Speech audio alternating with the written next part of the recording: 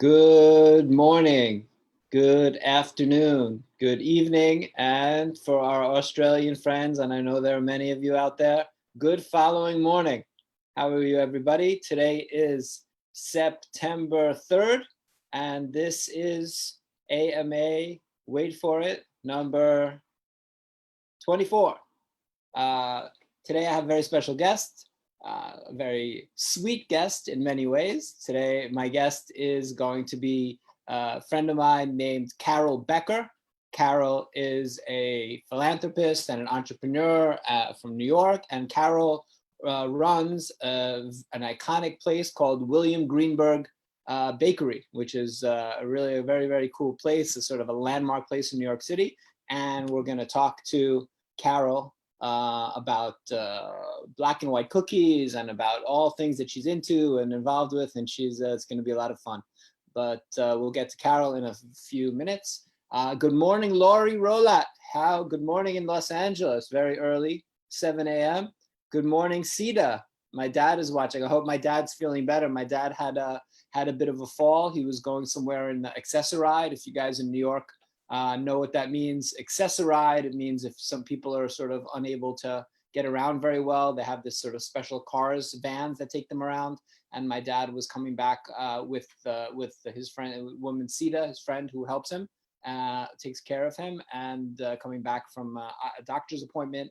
And my dad, the guy, the Accessoride driver, didn't strap in his wheelchair or whatever. My dad's generally in a wheelchair, and the chair tipped over, and my dad hit his head, and they had to go to the hospital, and he's not doing so well. So we're just happy to see my dad's watching, and feel better, Dad. And if any of you know a good personal injury lawyer, they can send that to me in privately. Be nice to know. Maybe we'll sue the city, as everyone does. Good morning, Tina. How are you? Good morning, Saul. How are things in Seacliff, the metropolis of Seacliff, New York? Good to see you, Saul.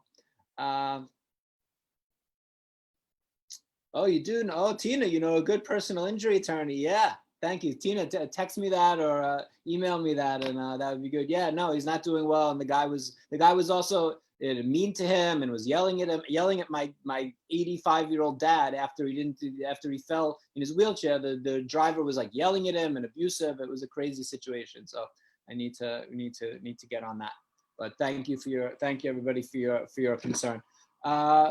Since this week, it's been a few interesting things happen. I went to what in Krakow it was called the March Równości, which is a march for equality, which is really the LGBT march in Krakow, which is in the main square of Krakow. It was about, I don't know how many people, maybe 500 people or 700 people. I'm not sure of the 2,000 people. I'm being told 2,000 people there. Wow, didn't know there was that many people, but 2,000 people in the main square of Krakow, and we all were there marching for equality for the LGBT community, which has really been under attack by the government during the election, before the election, and now before the election, they were sort of trying to appeal to the super far right, very Catholic conservative part of the country by sort of saying these,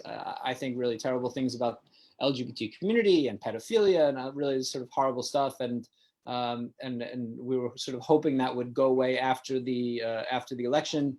But sadly, that's not the case. Things continue to be not great for the LGBT community here. That really feels under attack. And I think it was more important than ever this year to go and march together to be strong allies for the LGBT community. So we marched we made a big rainbow banner that said Jews for Equality, and with the JCC logo, and a bunch of us from the community were there and marched. It was sad to see. It was great to see everybody. There's such a strong turnout. Of course, they're sad to see the extreme far right people there protesting the march. And then in front of the church, there were some clergy standing there with signs about pedophilia and stuff, which is just, strange to me. I don't want to get too much into the internal Polish politics and Catholic politics or anything here, but the Catholic Church people who are very aligned with the Catholic Church or attacking others about pedophilia it seems to be a little bit, let's say, at least tone deaf these days. But anyway, it was great to see 2,000 people turned out, and Poland hopefully will really learn from the rest of the world that in many places has gotten better for gay people, for the LGBT community. I think Poland generally, until recently, had gotten better. To be honest, I walk around with a rainbow mask all the time, never had any problems, and we have rainbow flat umbrellas up in our courtyard for the last couple of years to show our solidarity with the community, and we haven't really had any issues. But of course, that doesn't say that there isn't homophobia and really strong prejudice in Poland. There is, which is one thing, but I think the real issue here is that the government is sort of condoning that and fanning the flames, and that's a real shame to see the government trying to score points politically by attacking a community here. And again, I feel as a Jew that I have a particular responsibility to stand up with others who are oppressed. So it was an honor and a pleasure to really to march in the parade on Saturday. What else? I did something that I'm sorry for you Americans don't really get a chance to do these days. I went to the movies. I went to the cinema, and I'll tell you about that in a second. Just want to say shout out to Marcel. How you doing, Marcel? Our rider, our hero, Marcel Zielinski, Holocaust survivor, rider Ride for the Living rider from Montreal. Good to see you. Good morning, Sue Ellen. How are you, Sue Ellen? Cadis. Good to see you. So I was saying I had a chance to go to the movies. Here, they only let a certain amount of people in the cinema. I was very worried that there'll be, I checked and I saw there weren't going to be that many people there, because in Poland, which in most places in the world, I don't know if you Americans realize this, when you go to the movies, you reserve your seat. It's not like in America when you walk into a movie theater and you just sit where you want. In Europe or everywhere else I've been outside of America, when you go to the movies, you reserve a seat, like for example, most concerts, let's say. So I actually have movie passes. Kasha and I have movie passes, as do Sebastian and Anna Maria. So I was able to go reserve tickets and then see that there was really nobody in the theater. There were only a few people, like an hour or so before the movie, or 2 hours before, when I bought the tickets. But we did something a little bit cheeky. Sebastian had a good suggestion, which I really liked. I always appreciate good cheekiness. Which is that Sebastian went online and he reserved the tickets near me in the cinema.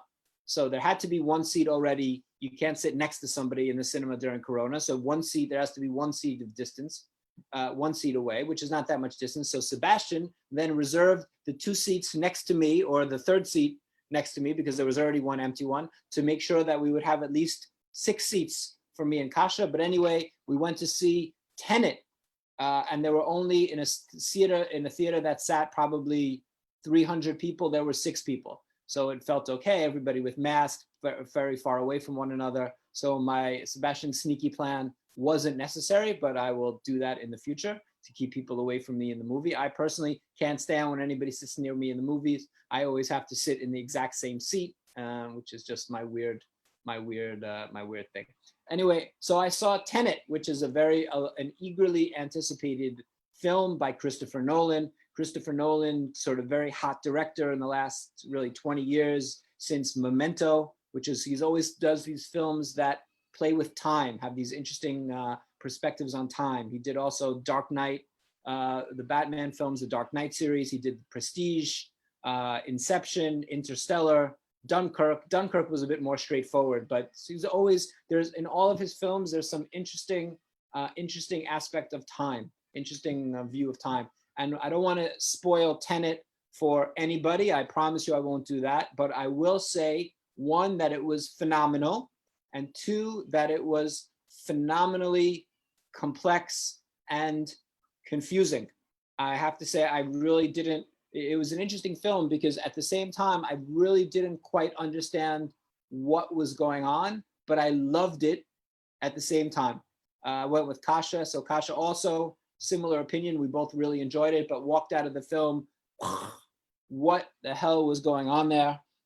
So I had to sit after I spent like the next hour or so doing a deep dive on the internet about what was going on Reddit, what was going on, and some people kind of put the plot out there, and I figured out now I need to go see it again because now I have some sort of have some idea of what the plot was, but really, really confusing, but just intricate web of time folding on itself, fascinating, absolutely a fascinating piece of filmmaking. Nolan is really a visionary in many ways, and this film is a must see. So I mentioned a little bit about Corona with the film in terms of what's going on in Poland. Things getting a little bit better.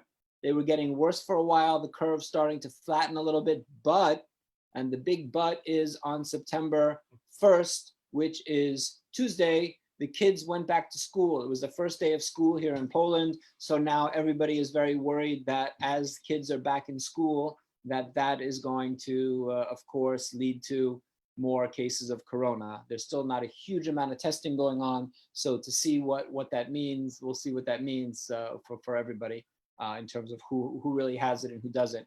Actually, though, the region that we're in said closed the senior clubs in this part of Poland. So actually, sadly, we've had the senior club open this week, limited people allowed in and only a few times a week for limited time. But I'm afraid that next week we're going to have to close our senior club again.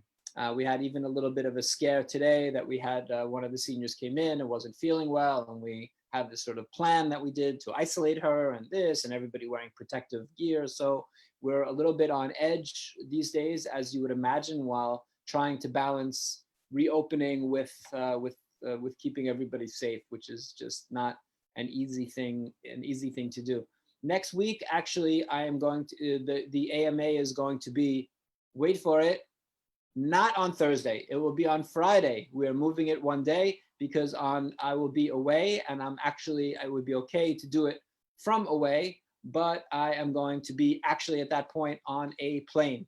And next week I am going to, as I mentioned last week, I am going to, drumroll, yep, back to Greece, to the exact same little island that I went to a few weeks ago, Kasha's birthday. She wanted to go back, so we are flying back for about 3 days. We will go a little sneak away for a few days and go back to Kalymnos. But the AMA will be next Friday, and next Friday's guest is a good friend, also a Friends of JCC Krakow board member. Like today's guest, next week's guest is Cheryl Fishbein, who is somebody who is the most connected, networked Jew on the planet, who is on multiple boards, and she's gonna be next week's guest. So same time as every week, except it's gonna be Friday instead of Thursday, and I will give you guys another report back on how things were in beautiful Kalymnos, which I can't wait to get to. So without any further ado, I will bring in my guest, my friend, Carol Becker from New York, has done a bunch of different things in life and is now the driving force, the owner of as I said, the iconic New York City landmark William Greenberg Bakery, among other things, and they make lots of great stuff, and we're gonna hear from Carol about all the good stuff that they're doing. But when I hear William Greenberg, always, even as a kid growing up, the first thing I always thought of was the iconic black and white cookies. First of all, we're gonna talk about what they are, because not everybody knows. It's sometimes outside of New York. It's a very New York thing. And William Greenberg is as I said before, the platonic ideal of the black and white cookie. So it's my honor to welcome Carol Becker. How are you, Carol? Good, how are you? It's good to see you. I think you're muted. I am not muted. I'm not muted. Does Sebastian have me muted? Can you hear me? Now I hear you. Okay. Perfect. How are you?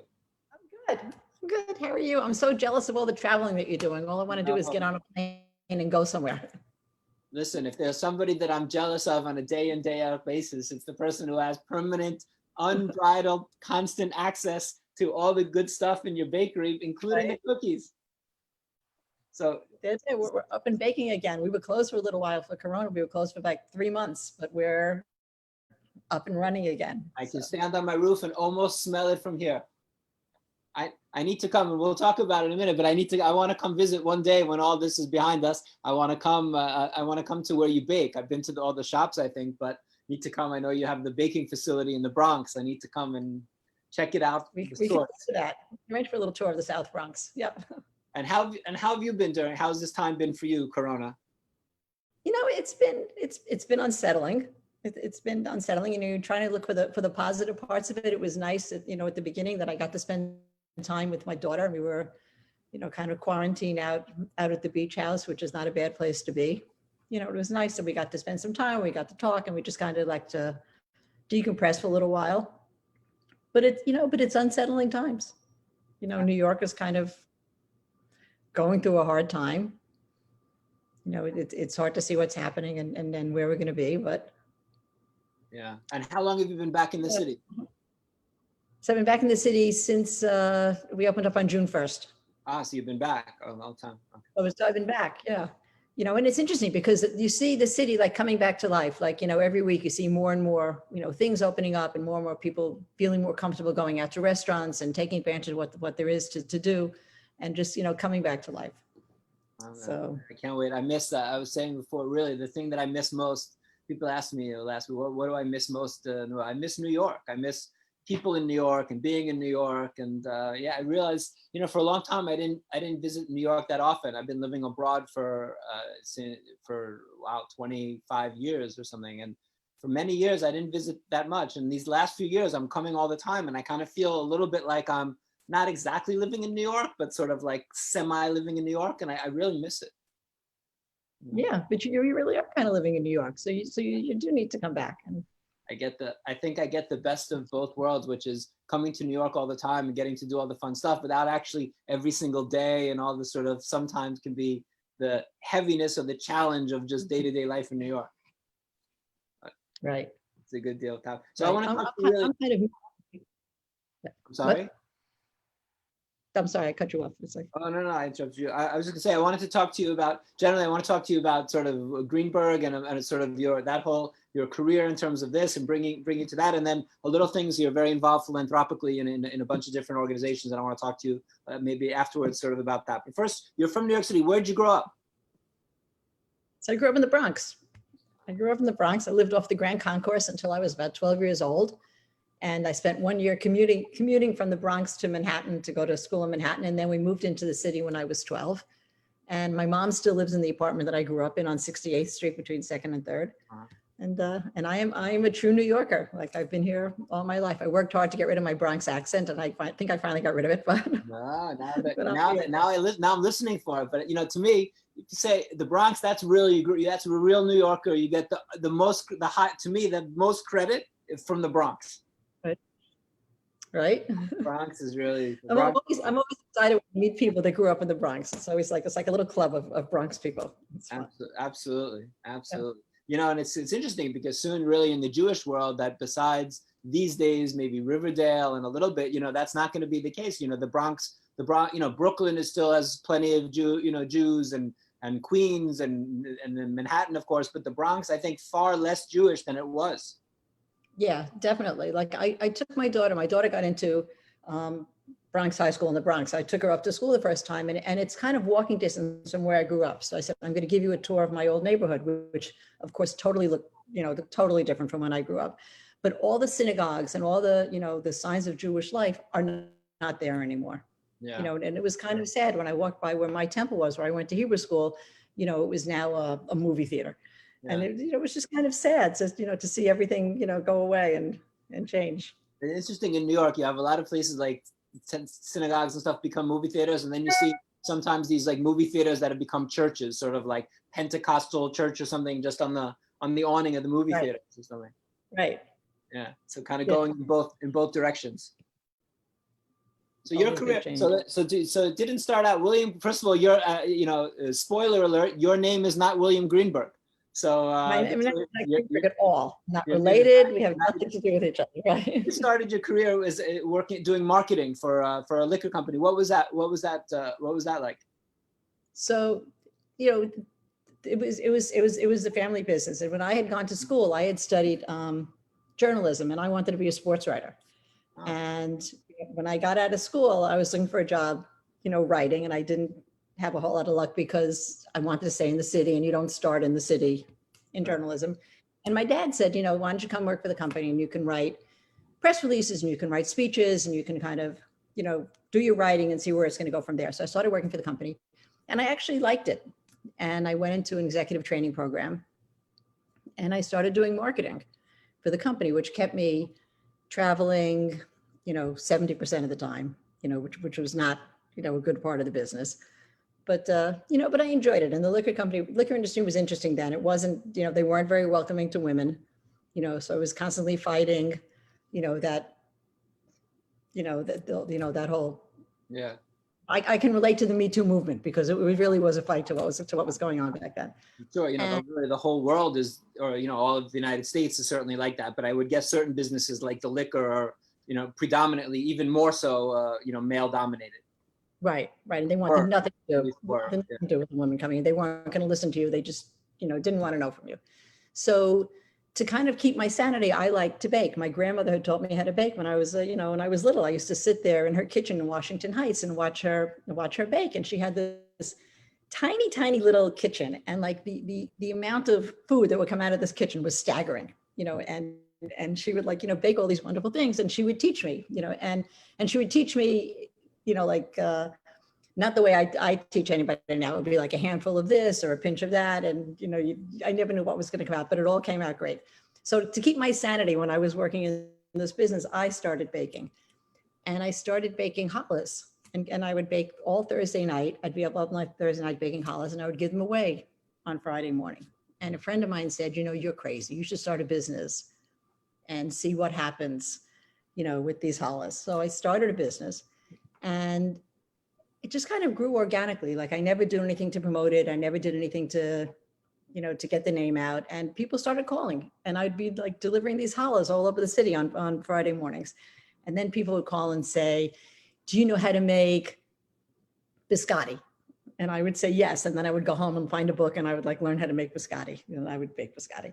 And it just kind of grew. And I was in constant fear that the board of my building would throw me out of the building, because you shouldn't be operating a business in your kitchen, you know, or the health department would find out and, you know, and shut me down. And somehow neither of those things happened, and the business started growing. And then I was getting calls from caterers, and I was getting calls from restaurants in the city. And it was just kind of amazing to me that, you know, that this was happening. And I outgrew my kitchen, and I started baking out of the JCC on the West Side. Oh. And it kind of grew, and I kind of reached a point where I said, like, you know, well, what am I going to do? You know, I can't do both of these anymore. I can't travel for the liquor industry and keep my business going. And it was just about that point that somebody said to me, you know, Greenberg's isn't for sale, but we think they're ready. You know, do you want me to make the introduction? Well, tell us the name of your company, because I love the name of your baking business before Greenberg. Bread and Batter. It's a great name. I hope you still own that name, because it's a great Bread and Batter. I do still own the name. It's a great name. I do still own the name. Thank you. So when was this? So you started. Somebody told you that, or you started to think about Greenberg. When was this? So this was about 2007, because I took over Greenberg's in 2008. So it's about 2007. Someone said, you know, I can introduce you if you want, but it's not for sale.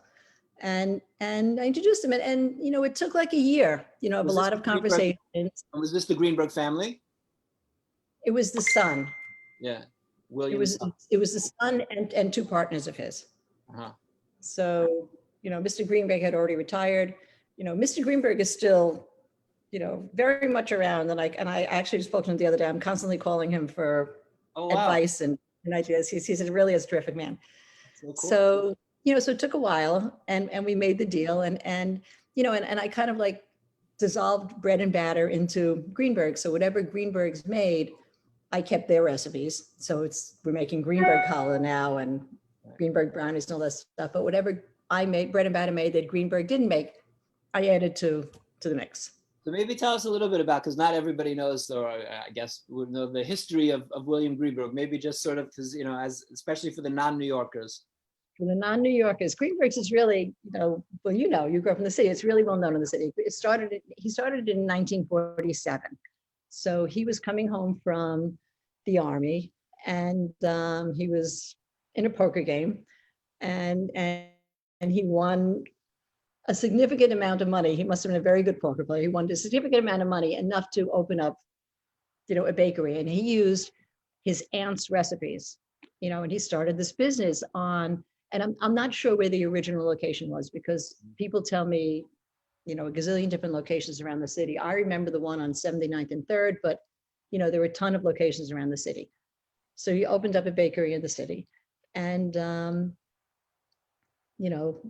on, and he started making these, he'd be standing in the window decorating these elaborate cakes, which is kind of what he became known for.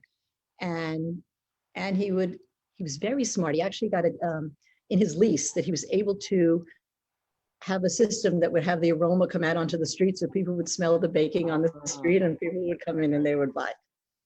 So, so he started this business, and he expanded around the city, and he opened up on Madison Avenue, and he opened up downtown, and a bunch of different locations, and became known as like the kosher bakery in the city. So you remember growing up William Greenberg, right? I do. I went to the one on 79th and 3rd. I was on 68th and 3rd, and he was on 79th and 3rd. I remember it too. It was like, oh, William Greenberg was like a thing.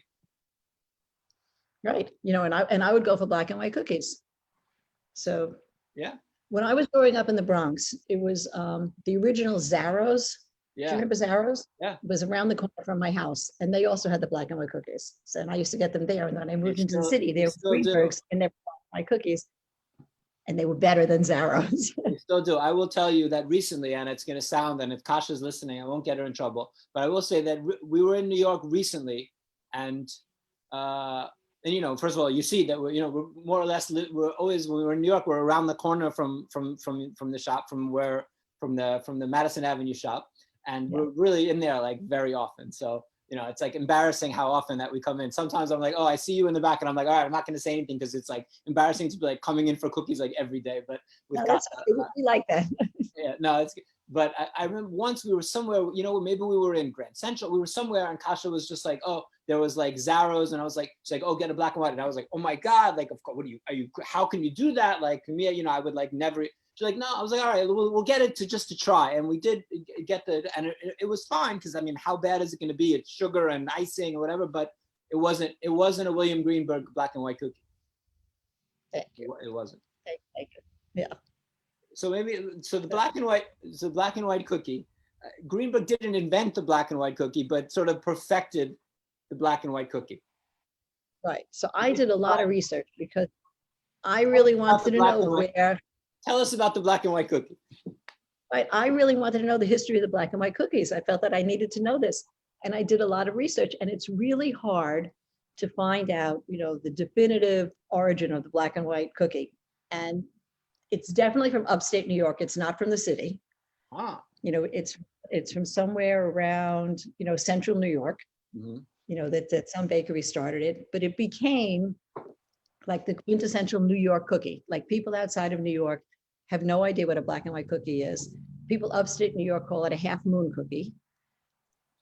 And in the city, it's a black and white cookie, and it's been like immortalized on Seinfeld and all these places. But everybody knows, that New York is a black and white cookie, and you can get it everywhere. Every like bodega and everywhere, and everybody has a black and white cookie, and they're all different kinds. Everybody has a different idea what a black and white cookie should be.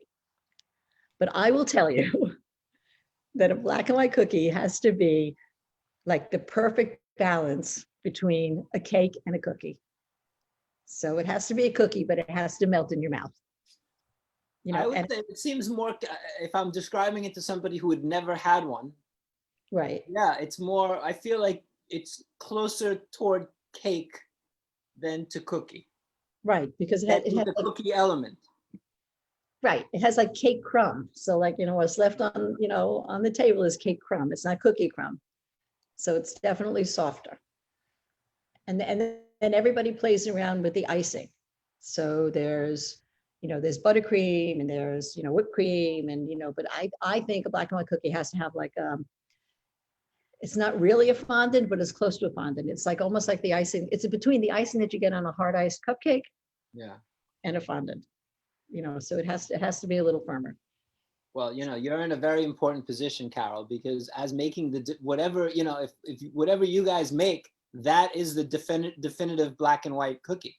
If we were sending something into space and we were going to send a black and white cookie, it would be the Greenberg black and white cookie. So, whatever icing or something, whatever you guys are using, that defines the term.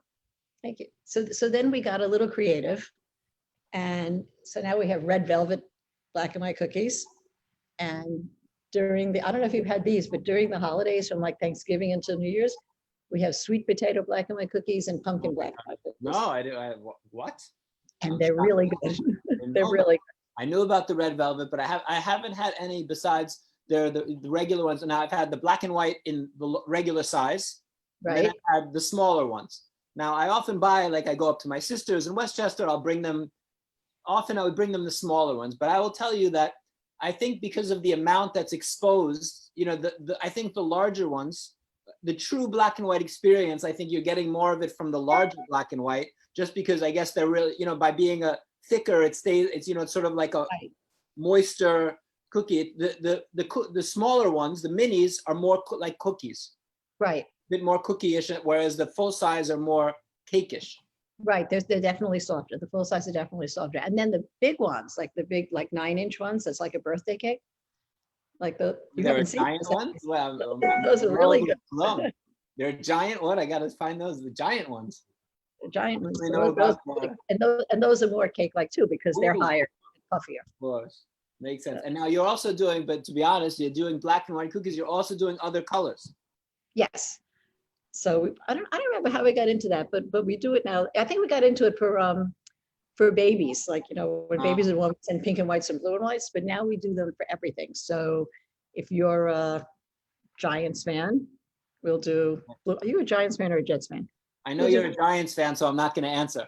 Okay. All right. We also do green and whites, but we do blue and whites. All the 3 Jets fans in the cities. Right. So we'll do like every college and every sports team. And when kids go up to camp, we do them in camp colors, and we'll do them for high school graduations or for weddings. People give them out for wedding favors in their wedding colors. So, that's become a big, I realize though, but you did. Now I have had a big black and white, but I thought that I didn't understand that you made them. I thought they just baked, like, because technically you guys could bake whatever you want, but I didn't know you were selling them normally, these larger ones too. Special order. If somebody wants it, we'll do it. Yeah, they're not too smart. But when you do, for example, but I understand because I've eaten them, that when you're doing these other flavors, like if it's green and white or pink and white, then it's just, the flavor is just the vanilla frosting. It's just vanilla, yeah. But for those of us who don't like chocolate, it's good, right? It is. And is there a right way to eat a black and white cookie? So, there's a lot of debate about that you have to get both flavors in each bite, which obviously you can't do.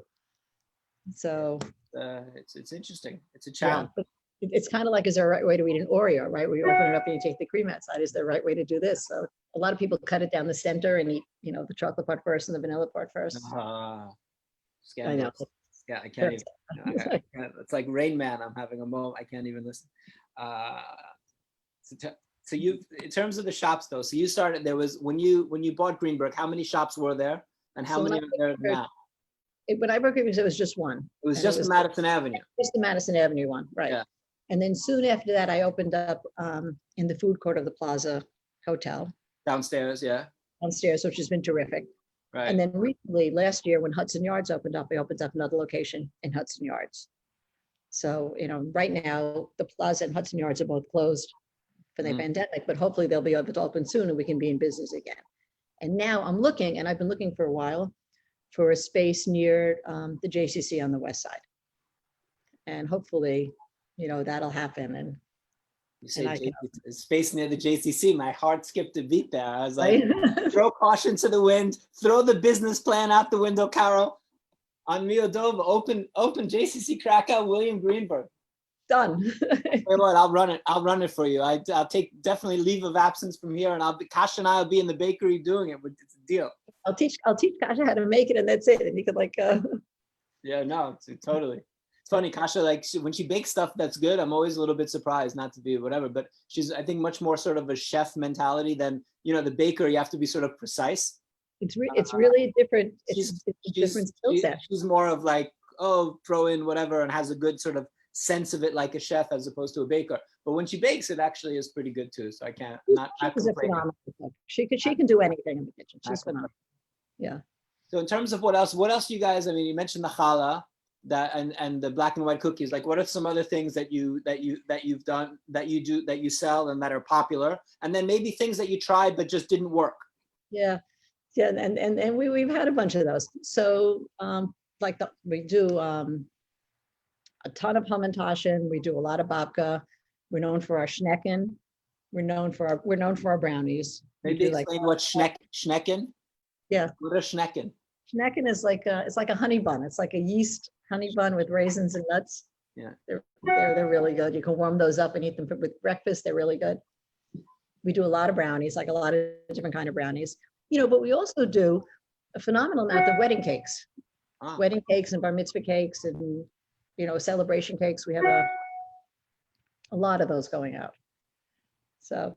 And you send everything. We do everything from, like, you know, from a little cookie up to the wedding cakes. We'll do everything. And you're sending stuff through the website. You're sending stuff all over. All over the country, and in Canada and Europe, and we'll ship anywhere. Like, you know, a lot of the countries, like when we ship to Italy is the one that comes to mind, is that, you know, they charge so much in customs and duty that it's way more than you know what the cookies cost. But we have some people who don't care, but they still want it, and we'll ship it, you know, and it's fine. God bless. God bless. Yeah. So we ship all over.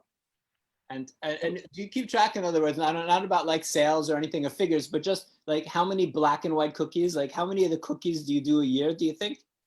You know, I have to do how many in a year. Like, I'll keep track, you know, like around the holidays, like what we do around Thanksgiving, or what we'll do around, like, you know, Christmas or Hanukkah, and it's staggering numbers. It's staggering numbers. It's like, you know, tens of thousands of, you know, little mini black and white cookies just, you know, coming off the assembly line, and they're all iced by hand. Oh, so really? Oh wow. Yeah. So these poor, you know, women who are icing these cookies are going crazy on the holidays. There's no machine that can ice it. There probably is, but we just like it. So every single, wow. Yeah, I mean, their machine drops, you know, so the size is uniform, but they're all iced by hand. So the icing goes on and it gets spread by hand. Yeah. Wow. Yeah. Wow. Newfound respect. Next time when I look at those huge amounts of black and white cookies Kasha and I are eating, I have to see it. I have to come to the factory. I have to come to the Bronx and see it, right?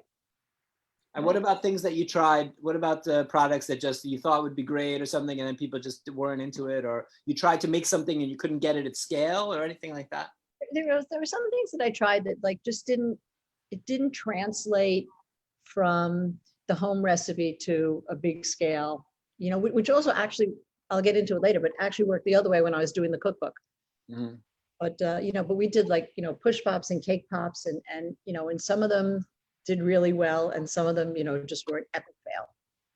You know, so those two things I wanted to also ask you before we kind of move a little bit. One about the cookbook. Talk about, because you said the cookbook came out last year. The cookbook came out last year. The cookbook came out in November. You know, this was like from the day I took over the bakery, I wanted to do this cookbook. And when I took over the bakery, you know, so, you know, you don't get to see the recipes before you buy it, because, you know, you're buying the name and you're buying the recipe and you're buying the whole thing. Right. And we go through this whole thing, and we're sitting in the lawyer's office and we're signing all the papers, and we're all done. And they give me this envelope and they say, you know, here are the recipes. And I'm like so excited. I can't wait to see these recipes, and I can't wait to, you know, to get at it. And I open it up, and it is, you know, it's like this envelope full of recipes that have, I'm sorry, there's something talking in the background that I can't turn off. It's an envelope full of recipes that have no measurements on them and no directions. So it's all these pages of handwritten notes of ingredients, and you're on your own. Oh my God. You know, great. What do I do with this? You know, what do I do with this now? And I went up to the bakeries and I said to the baker, and I said, like, okay, you have to break this down for me. And he said, well, I really can't break it down for you. He says, I can tell you what we use when we're baking 100 pounds of something. He says, but I can't break it down for you, for the home baker. And so you had to go backwards. You had to. And I sat down with these recipes, and I some of them I wasn't able to do, and a lot of them I just like sat down and worked it out and got them going. Wow, So, that must have been a scary moment of buying the business, and essentially, you know, the intellectual property is a big part of what you're buying, and to see this sort of mess of. Yeah. Whole thing, it was all like his little notes and his little, like, you know, this is what's in this is what's in that, and it was like totally, you know, helpless. So. And do you share all the recipes? In other words, is the actual black and white recipe in the book? So the recipe that's in the book is taking our recipe and breaking it down. So, you know, and it's not a, you know, it doesn't break down exact. So it's very close to what we do. It's very close to what we do. I think it's like Coca-Cola doing a book and telling us what 7X is. Doing that. They're not doing that. Yeah, exactly. You can't, you know, you got to keep some secrets. You got to keep some secrets. And what about kashrut? What's it? Because I understand that the bakery, it's kosher. It's kosher. So we have kosher supervision. You know, he comes in very often unannounced, and, you know, make sure that everything is okay. He checks the kitchen often. He comes around to everything. So we are told everything that we sell is totally kosher. Which is great. I mean, it makes it more complicated and more expensive because you have to pay for that, and there are certain standards. But you know, I think that's great that you make sure that anybody can enjoy your products. Yeah, and it's really important to us. Like, you know, like people have said to us, you know, if you, you know, take it away, you can appeal to a bigger audience. I don't believe that that's true. Like, I think that we're just fine the way we are, and that people are happy to have it. Nobody really cares if it's kosher or not. But, you know, we do a lot of parve. We really try to stay true to what it is. Also, what we've seen in the world is the idea of higher supervision is never going to be a turnoff for people. Like with, you know, what percentage of people that were eating Hebrew National hot dogs 30 years ago were only eating, you know, because they were kosher. And this idea of, you know, the higher authority, I think, especially these days when people in the last 15, 20 years, people really care about what they eat more and more, and farm to table and all of this idea of kosher is always, I think, going to be an advantage. Right. I totally agree. And there are some people who think that we're not kosher enough because we're open on Saturday. So we're not kosher enough, but we are really strictly kosher. You know that there's a way of, you know, I'm sure you know, but like, I think the idea with the business is that if it's not 100% owned by a Jew, it's allowed to be opened on Saturday. So you do, there's some, like, you know, sneaky ways of giving 1/10 of 1% or 1% to, you know, the doorman or something, and whatever. Right. And then you sort of can do it. There's always these, yeah. Always a way to get around everything, right? Always a way to get around everything. I think that's the key to kashrut. Nothing is ever, pardon my pun here, but nothing is ever black and white. Right. Right.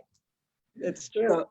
So Carol, I know you're so busy with William Greenberg and the expansion that you're doing and Cookbook, and I always see you working all the time. But like you still manage to find time to really be involved in these different projects that are you know that it's kind of really exemplary the way that you're able to manage this incredibly busy life of running a business and having kids, and then also this also your philanthropy. So you're involved with UJA, with Park Avenue Synagogue, with Magen David Adom, with JCC Krakow, of course. You've gotten involved with us. You're a board member, an active board member, and donor, and you've been on Ride for the Living, and also and I want to ask you about those, sort of the Jewish focus, but I also want to ask you about the Jewish Democratic Council, the JDCA of America, and this involvement. I watched a film that you guys did that you were in. So maybe first about your Jewish involvement, and so where does that come from? Is this idea of being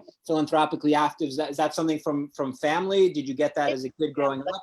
When I was growing up, my mother was always very involved in UJA, you know, and she traveled with them, and she was on the board, and it was very important. She was very involved with that, and she's very important with her synagogue. So I grew up always seeing that, and I always knew that it was something that you just had to do, you know, that it wasn't a question. You just had to, you know, like there are certain things you had to do. You had to go to college, and you had to be involved in philanthropy, and that was kind of like what was expected of you. And when I was growing up, I thought that I would never get involved in UGA because that was, my mother's thing. Yeah. And I figured I would find something that was more relevant to me. But at the end of the day, UGA is UGA, and it's such a force, in the city and in the world that it's important to support that.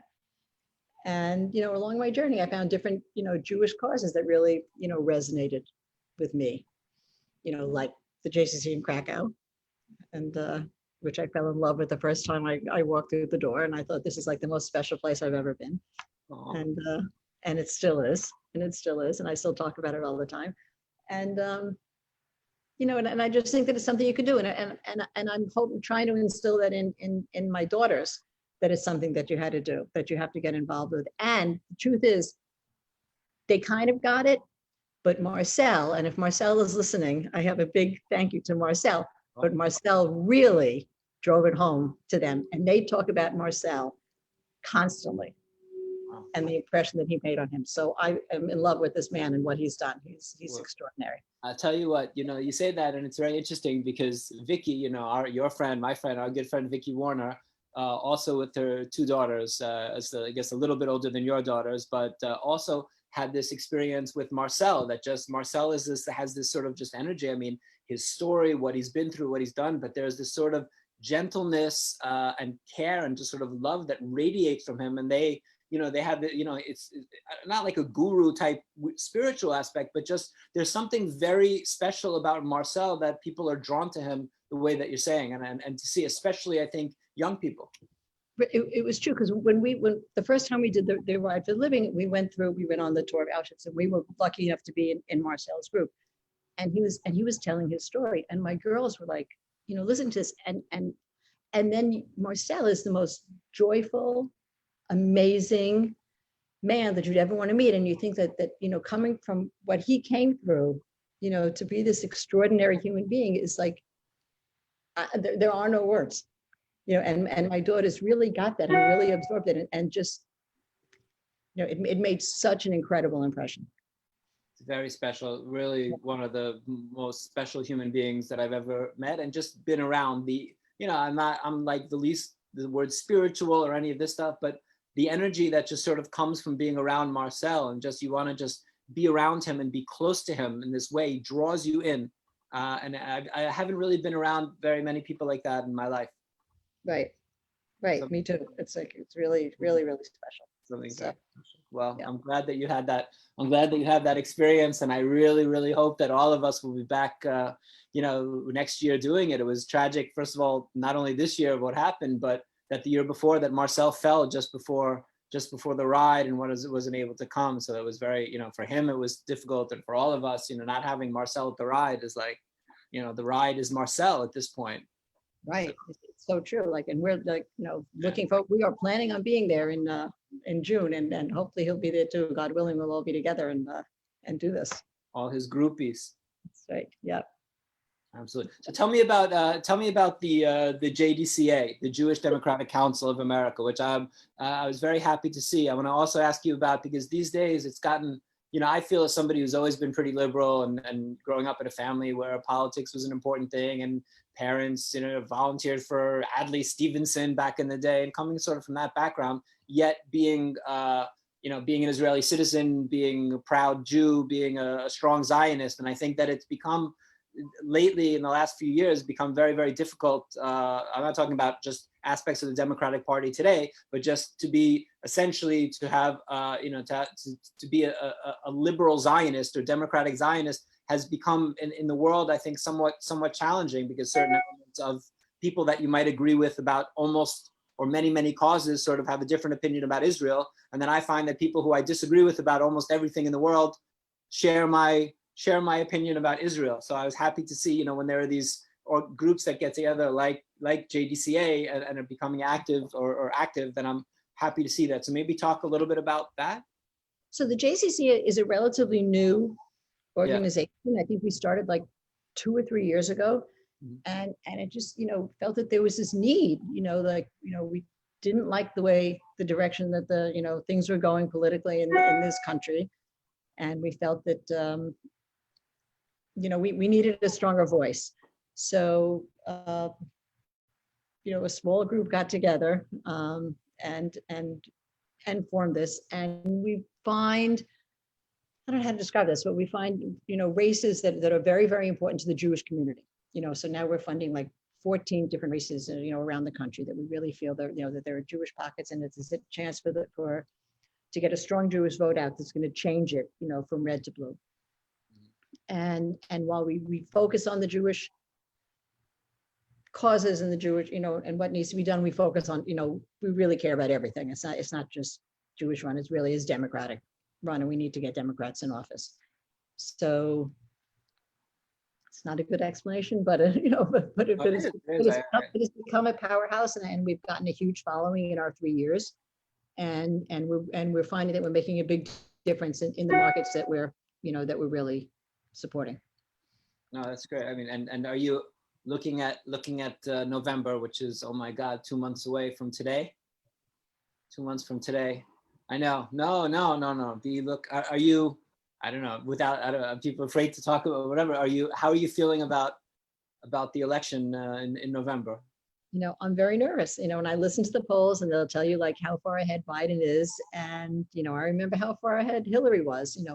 And it makes me very nervous. And I think that it's really hard that everybody knows that they can't be complacent and think like, oh, okay, I live in New York and I don't have to worry because it always votes Democrat and everybody's going to vote that way. Everybody has to get out and vote. And that's like the whole thing. We're getting out and calling, and we're making sure that everybody knows they have to get out and vote. I personally am going to go stand online and vote in person early. And I think that we just have to get everybody out there. I am petrified about the election. I feel like my feeling is that Biden is going to win by a substantial amount, and I don't think Trump is going to accept the result. Whether he in the beginning doesn't accept and then he's sort of pushed or something, but I can't imagine. And it's amazing to say this in the year 2020, after 200 and almost 50 years of our democracy, but I am very doubtful that there'll be an easy, smooth transition of power, which is the thing that we've always pointed to. No matter what's ever happened, this democratic, smooth transition of power is the thing that shows, that's the hallmark that we are a democracy. And I think that that's absolutely at risk. Not only at risk, like I'm coming up with some deduction. Trump himself is like, oh, we'll see if I accept right. The result. And this doomsday scenario that the New York Times wrote about yesterday, and I saw on Newsweek recently, that without the mail-in voting, that's going to be a big percentage of it, of course, although they're trying obviously to stifle it, that the Democrats are much more likely to vote by mail-in, and that in the early results are going to look very, very pro-Trump, and he's going to declare victory very early, and then everything that happens after that will be, not according to him, fake or corrupt or illegal or something, which will be all these write-in votes, and that's, I think, a terrifying scenario for the democracy. Terrifying. And then yesterday he said that the people should vote twice. He was telling people to commit a felony, right? To do a mail-in and to vote in public, right? That is a felony. This is where we are. This is where we are. It's been a 4-year nightmare that will take generations for this stain to be wiped off, not only the Republican Party, but the United States. It's, I think, a stain on the country. See, and that's what I've been saying. I'm saying, like, I think the world will forgive us for one term of Trump, but the world was not going to forgive us for 2 terms of Trump. Never. It's like, it's like. Absolutely not. You're exactly right. Once, fooled us. People wanted change. They didn't know. If you've seen what he's done for the last 4 years and you vote for that person again, you know what? You deserve him. Exactly right. Right. You're getting what you deserve. So let's just hope that the people that are really in power in certain ways, once I spoke to somebody, and I won't say who it was, somebody who was really pretty high up person in power in the United States, very close to Trump. Not that he liked Trump, but somebody who's like a real position, somebody who I had nothing in common with politically at all, but was a reasonable person. And I said to him, listen, honestly, the guy's not stable. You understand that he doesn't care about, he goes, yeah, listen, we know that. If it ever gets to a point where he's going to go and push the button or something, he's not going to be allowed to do it. And I don't know. We haven't attacked anybody with any nuclear weapons. So part of me sort of hopes at least that is true, that there are some adults in the room, because I think his ego won't allow him to just say, oh yeah, you know what, I lost fair and square. It's inconceivable based on his entire life of 70 whatever years up until now that's going to happen. Right, I totally agree with you. It's never going to happen. Yeah. So let's hope that the numbers, that's why, I'm always like, oh, I'm a New Yorker, oh, if I vote, if I don't, what's the difference? But no, the numbers need to be so completely overwhelming everywhere, right, that they're a complete mandate that we're saying that enough of terrible human being. Right, there can be no question, like no question, this is what it is. Yeah. Let's get out the vote. So that's great that you're involved and you guys are doing that, and we need to, yeah. I think that, I believe in the two-party system. I think that it's good to have a strong Democratic and Republican Party, but the Republican Party needs to figure out what they're about, because if they're at this point, there is no Republican Party. It's been compromised, and all the things that the Republicans essentially believe in are completely the opposite, and conservatism is not what Donald Trump stands for at all. At all. It's not at all what he stands for. And I sometimes I think like it's almost more important to flip the Senate than to get Trump out. Like I think that we have to like control the Senate. It's like. I'm knocking on lots of wood. I want to two more things before we go. One, and it seems you're the first person that I'm asking this, that it seems almost I don't even have to ask it, but officially I always ask. So I'm going to ask you, latke or hamantash? Let me think about that. Tough one. You could go crazy and go latke, but okay. No, sorry. I'm saying true to form. It's hamantaschen. Hamantaschen, right. Of course, I'm asking somebody who's producing some of the best hamantaschen in the world, but I had to ask, but okay. And Carol, my final question that I always ask everybody, what are your 3 favorite movies? Okay, this is a hard one. So I thought about this for a while. Okay, so I think Pulp Fiction is one of my favorites. Me too. Yeah, I love that. Casablanca is one of my all-time favorite movies. I love Casablanca. And then after that, I had this is my problem. I love Raiders of the Lost Ark. I like all of that. I like Shawshank. I like The Godfather. My kids make fun of me because I cry every time The Blind Side comes on, and they think that's my favorite movie, but it's not, but it does make me cry. So those are. I have to tell you, of all the people we've had so far, and you are the 24th, it's the 24th one, 22nd guest, your films are the closest to my films. I have to say we are on the same spiritual plane. Great. I like to hear that. Good. There you go. Carol, thank you so much for taking the time. I can't wait to come and bother you in your office as you're busy and eat cookies and see you and give you a hug. Thank you. I can't wait to see you too and give you a hug and send my love to Kasha. I will do. Be well. You Be too. well. Thank you, Carol. Talk to you soon. And for everybody out there, go order some cookies. Right. Bye, Carol. Bye-bye. Thanks. Thank you. Bye. Bye, everyone.